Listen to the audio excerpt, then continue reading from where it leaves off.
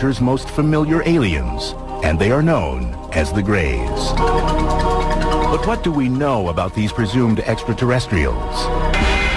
Eyewitnesses swear they have encountered these aliens, and they believe the Greys are here on a diabolical mission, abducting humans and conducting reproductive experiments. This is a very real phenomenon. Something is happening to these people. Who are they? Where are they from? And what do they want? Are they real? It's good to have an open mind, but not so open that your brains fall out. Next on UFO Files, the mystery of the Greys' agenda.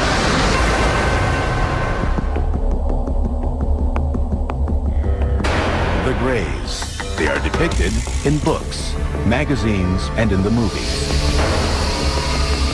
They are commonly described as being about 4 feet tall, with huge bald heads that sit on gray, frail, hairless bodies. These creatures have small noses, or no noses at all, slits for mouths, no ears or visible reproductive organs, and very distinctive eyes. They come to a point, not actually a point, but they just come up like almonds, big almonds. Almost a black, dark brown. They're dark. Those who maintain that extraterrestrials do exist often portray Greys as the bad guys of the alien world. The Greys, from what I know, are just like the worker bees. When they come and get you, they come and get you. They took time out of my life and replaced it either with a blank spot or with a scary memory. If there are Greys or any other alien species, and they're here, what do they really want? What is their agenda? An effort to create an offspring race that perhaps had the best qualities of humanity and the best qualities of these alien beings. Many ufologists, people who routinely research alien sightings, claim that Greys have been visiting Earth for thousands of years. Records, they say, exist as petroglyphs, cave drawings, and prehistoric artwork. All around the world, we have these stories of beings coming from the heavens to Earth, star beings, whether it be the Hopi Indians in North America, all these, South American cultures, the Mayans, the Aztecs, all around the world, there are these stories of gods visiting ancient man. 6,000-year-old artifacts have been found in what was Samaria, modern-day Iraq. Interpreters of the carvings have said they depict servants or helpers of their gods. Many of the artifacts that they've left us resemble what we would call today a modern-day gray alien. Large bulbous head, large eyes, spindly limbs, very thin bodies. Historically, UFOs or aliens go largely unmentioned again until the dawn of the modern era. It is in the 20th century that the Greys' agenda begins to take shape. According to the UFO community, since then and to this day, there has been an obvious and persistent increase in encounters with the Greys. One of the most surprising claims made by some in the UFO community is that during World War II, Hitler and the Nazis were actually in collusion with the Greys. They say the aliens gave the Nazis advanced weapons technology used during the war. Since the Second World War, literally hundreds of people have claimed experiences with the Grey aliens. The number reported, the quality of the reports, the similarities of the reports, and the fact that many of these reports can be substantiated under hypnosis lends very compelling strength to the idea that this is a very real phenomenon. Something is happening to these people. No official record for alien encounters or abductions exists. However, the National UFO Reporting Center in Seattle, Washington, keeps an unofficial tally of UFO sightings. Their statistics show that the number of sightings have gone from a handful every year in the early part of the 20th century to dozens by the middle of the 20th century, and then thousands every year beginning in the 21st century. Well, it seems that the whole business about the alien abduction really dates from the Cold War. Back when there were UFOs, unidentified flying objects being spotted, and there was all these international tensions after the Second World War. According to UFO believers, the Greys first made contact through the much-debated 1947 crash in the desert outside Roswell, New Mexico. The Roswell story is that a rancher named Mac Brazel came into Roswell and told a story to the newspaper about how he had found some strange debris. And from that incident, the Roswell incident, we've now got an elaborate story that many of the American public think is a story of flying saucer wreckage and perhaps little alien greys whose corpses were scattered about, some of whom may have survived alive and are hidden away at some secret facility. The official U.S. government position? A large spy balloon went down at Roswell, not an alien spaceship. It was part of a secret project designed to detect emissions from Soviet nuclear tests. Ufologists believe otherwise. The Roswell story has been debated by a lot of people. But one thing that we know is that something came down about 75 miles north of Roswell Army Airfield in the summer of 1947. This was investigated by the 509th Bomber Unit's Chief Intelligence Officer, who was Captain Jesse Marcel. We know that some of this debris was taken back to the Army Air Base. We know that Marcel and the Army Air Base commander, Colonel Blanchard, thought that this was material from a flying disc. And we know that they thought this because a press release went out immediately announcing that the U.S. Army recovered one of the infamous flying discs that was in the news at that time. In the years since the Roswell incident, advocates argue that all contact between the Greys and the government have been kept top secret, despite repeated official government denials that a UFO crashed in the New Mexico desert. The stories won't die. There are now more than 400 individuals on the public record who said, I was there, I picked up pieces, I saw pieces of wreckage, I saw the craft, I saw the bodies. So Roswell is simply a question of belief. Who do you choose to believe?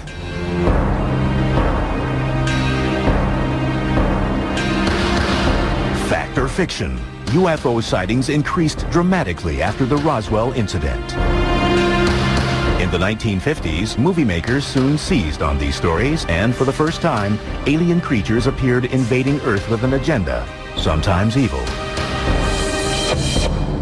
Films like The Thing and Plan 9 from Outer Space tapped into the public's fascination and fears of UFOs. The Day the Earth Stood Still warned of terrible consequences if Earth did not press forward into space as a friendly partner. Stories of abduction by an alien race called the Greys soon followed. It was only really until the 1960s that people began to believe that they were actually being abducted themselves by beings from other planets. In 1961, a New Hampshire couple became the first people in history to officially report being abducted by the Greys. The Betty and Barney Hill story, of course, is one of the abduction experiences that kind of kicked off the whole abduction phenomenon.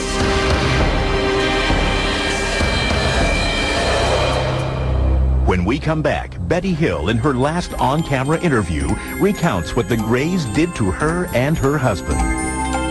I didn't know where they were from, but I knew they were not from this planet.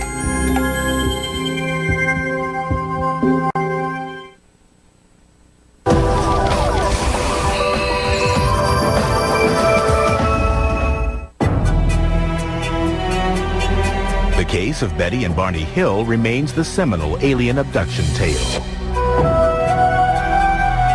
It stands as the first ever recorded encounter with the Greys, the most popularly noted alien species said to visit the Earth. It allegedly occurred near Portsmouth, New Hampshire on September 19, 1961.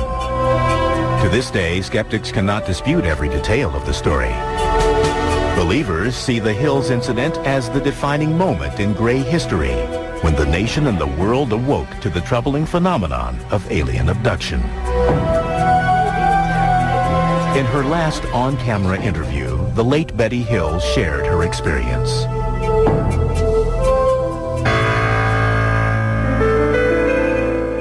My husband Barney and I are returning from Montreal, Canada.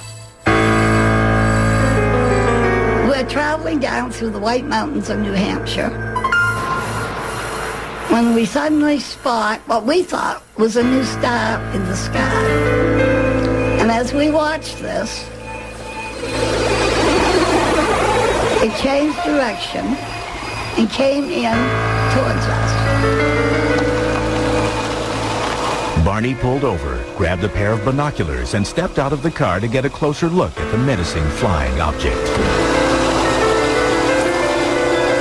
Betty Hill's niece, Kathy Martin, was a teenager when this incident occurred. At that time, through the binoculars, he saw the leader, what he called the leader, and crew members. There were people looking down at him. And as he's watching, it began to descend.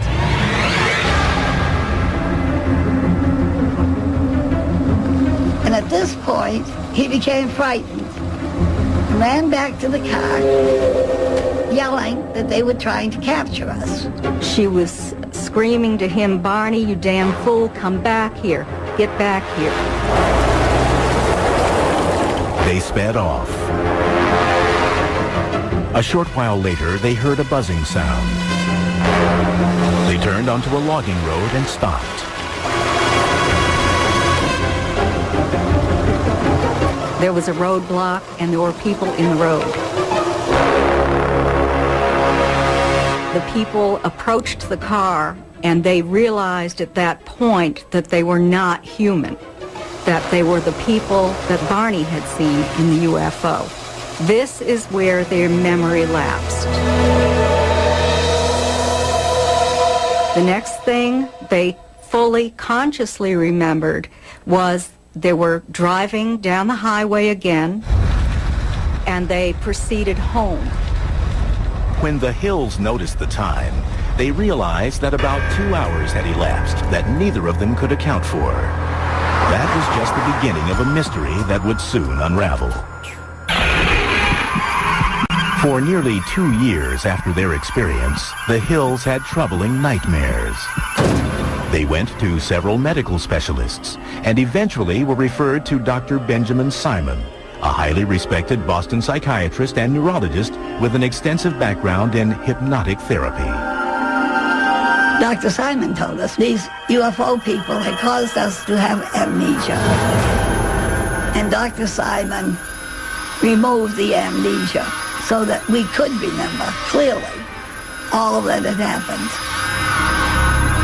They took us on board the craft, their craft, and we were taken into separate rooms. They were very human looking. They had 2 arms, 2 legs. The only difference basically were their facial features. The noses were very, very small. Almost no nose. Small lips, small nose. They examined my eyes, ears, nose, throat, skin, hair, and all. And then I was put on a table where they scraped my skin in an attempt to find out if our skin was alike or different. Hill says an alien conducted sexual experiments on them. They took semen from Barney. Betty may have had eggs extracted. He tried to insert a needle-like instrument in my navel, which caused pain, so he stopped doing it. And I was grateful for that. Years later, Betty Hill produced the first alleged eyewitness depiction of the Greys since ancient drawings and carvings. They portrayed the alien leader, who showed her a tantalizing clue to indicate where they came from. I asked him where he was from, and he showed me a star map.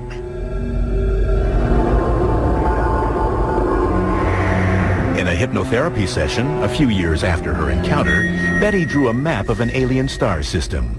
At the time, experts could not identify it.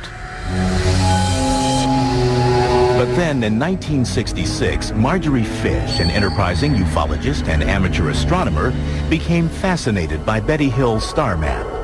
Fish spent the next 7 years examining the map and constructing models, trying to match it to a known star system. It was only later, when a new star was discovered, that they found exactly what Betty had drawn on the star map.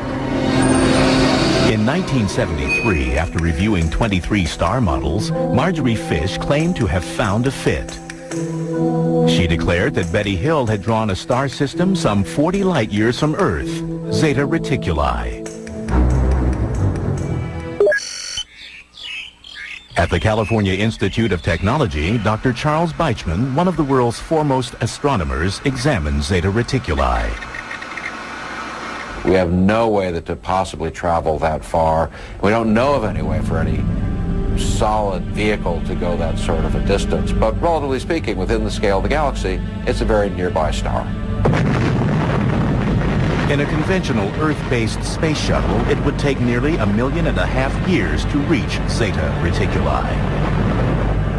In addition to his duties with the California Institute of Technology and the Jet Propulsion Lab, Dr. Beichman is a leading member of NASA's Origins program. Their mission is to probe space for signs of life. He concedes that life is possible in the universe, maybe even on Zeta Reticuli. Here we're looking at the two stars in the Zeta Reticulum system, about 40 light years away. The binary stars could well have planets around stars like this. The system is old enough that, in fact, you could have a stable life having evolved on any habitable planets in those systems. Again, prospects good. What do we know today? Nothing. With just tantalizing evidence, but no definitive proof that the Greys actually come from Zeta Reticuli, Betty Hill's case continues to be hotly debated. However, skeptics and believers can agree that since that night in September 1961, hundreds of alien abductions have been reported. Just as a disease is contagious, so can an idea be contagious and spread from person to person. Did Betty Hill really meet aliens from Zeta Reticuli? Did they conduct reproductive experiments as part of an evil agenda? Are the people claiming to have been abducted reporting the truth?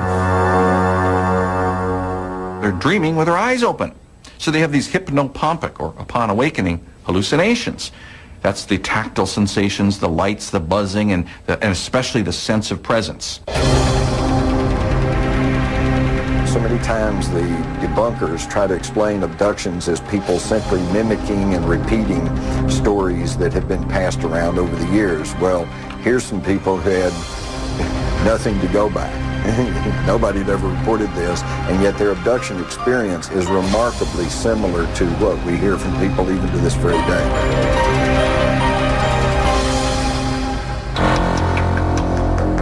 When UFO Files returns, charges that the U.S. government is conspiring to keep the true nature of the Greys' agenda from the public.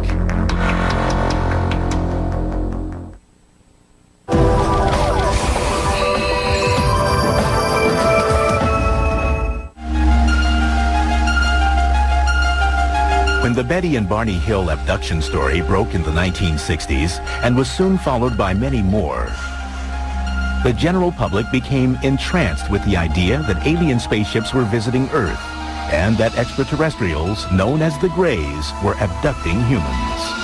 But in 1969, the U.S. Air Force dismissed the accounts in an investigation codenamed Project Blue Book. The report concluded UFOs constituted no direct threat to the United States, and reports of unidentified flying objects were the result of a mild form of mass hysteria, or, quote, war nerves, hoaxers, publicity seekers, psychopathological persons, and the misidentification of various conventional objects. There is nothing in the records which would indicate that we have been visited by any advanced civilization. With that, the U.S. Air Force declared the case closed. However, ufologists were not swayed by Project Blue Book then, and many still believe that the U.S. government has been involved in a cover-up of cosmic proportions since the Roswell case. It really has to be said that Blue Book was nothing more than a PR effort by the Air Force to explain away UFO phenomenon. I think early on in the 40s and 50s, when they began to learn, they meaning the government, that UFOs, extraterrestrials, were probably a reality, I think it scared them to death because, number one, they feared public panic, disruption of the social systems, religious systems, and they were loath to admit that they could not control the skies over the nation.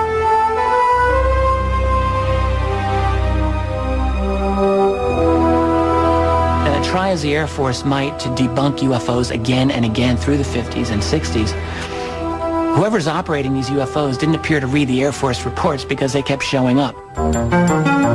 Ufologists argue that Project Blue Book cannot account for a large number of cases. Out of 12,618 UFO reports, 701 remain unsolved. One of the most intriguing unsolved cases took place at Holloman Air Force Base, New Mexico in 1964. According to the story, an alien spaceship landed at the base. Several Greys emerged and were greeted by U.S. military personnel. It later became the basis for the famous closing sequence in Steven Spielberg's Close Encounters of the Third Kind. This is absolutely, something we cannot confirm. However, it has to be said that a rumor of this came out immediately. An airman at Holloman Air Force Base who went into the town and started talking about this.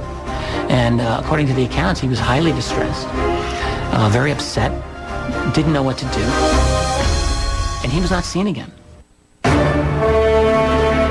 1984, two mysterious film canisters appeared, which would help perpetuate the claims of conspiracy theorists.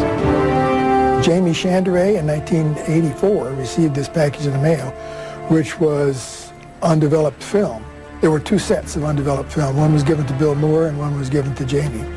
And he, in turn, released this to the world, and it was an 8-page memo signed by Harry Truman.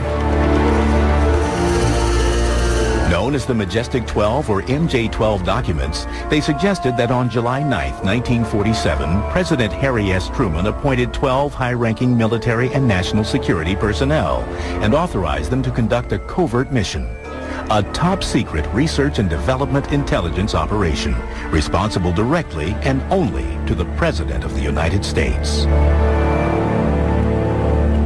The large number of documents that I've been able to accumulate very clearly show that we have a covert program to keep from the public the recovery of a large number of crashes that include the recovery of extraterrestrials. The Majestic 12 documents detail 4 types of spacecraft that the aliens use. They include disc,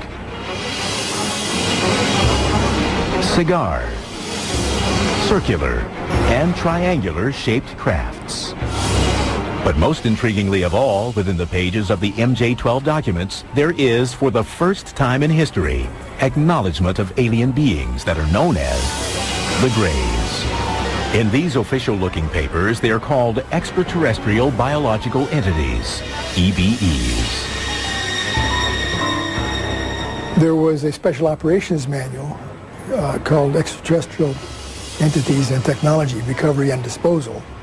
And in that manual, there was a 1-page description of 2 different types of extraterrestrial biological entities. EBE Type 1 is said to be, quote, humanoid and might be mistaken for human beings. They are bipedal, 5 to 5 feet 4 inches in height, and weigh 80 to 100 pounds. Cranium is somewhat larger and more rounded. The eyes are small, wide-set, almond-shaped. EBE Type 2 is said to be, quote, 3 feet 5 inches to 4 feet 2 inches and weighs 25 to 50 pounds. Skeptics, however, claim that the MJ-12 documents are an elaborate hoax. These were bogus. These were dummied up documents somebody made using an old typewriter and finding a signature off of a genuine Truman document and cutting and pasting and re-photocopying. And they are obvious and provable forgeries and fakes. If these are faked, it is what you call an inside job, and that is a government job. Someone who had access to information that was restricted at the very least.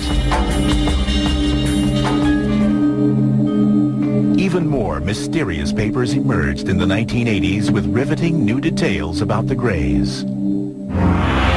The Dulce papers, perhaps, were the most sensational.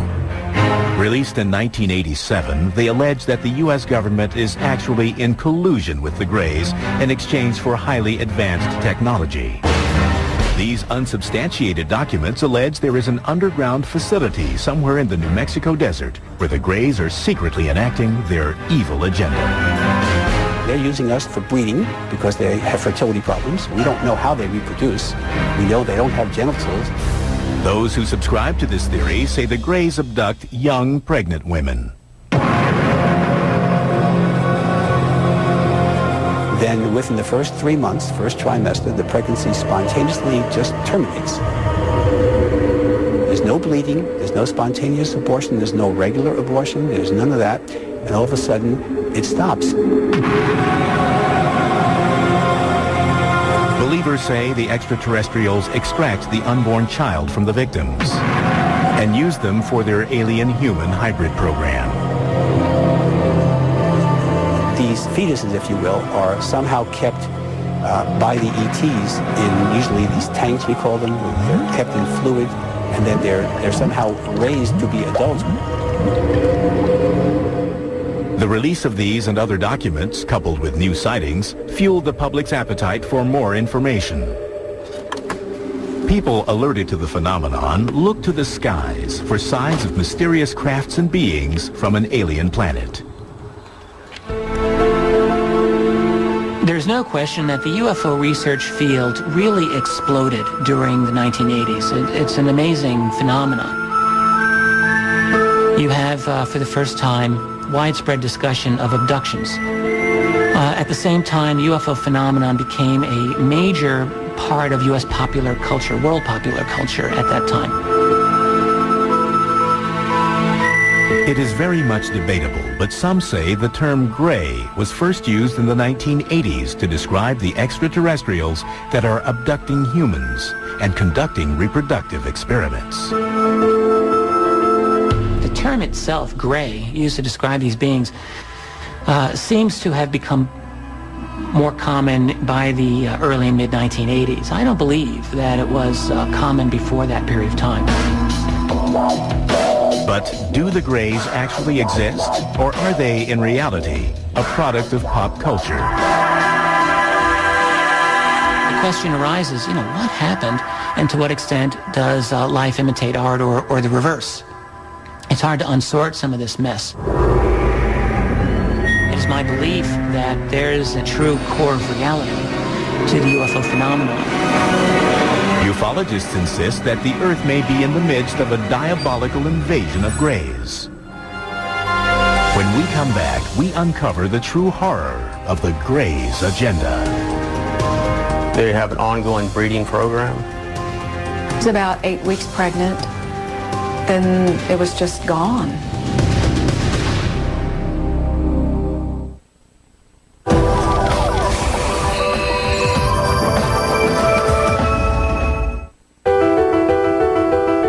As the 21st century unfolds, the numbers of alleged gray alien abductions, according to members of the UFO community, are rising.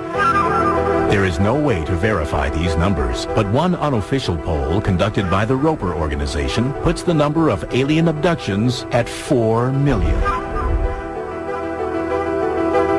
I think that the problem a lot of people have with the Greys in general is that they don't believe in UFOs to start with, so therefore they're not going to believe in something like abductions.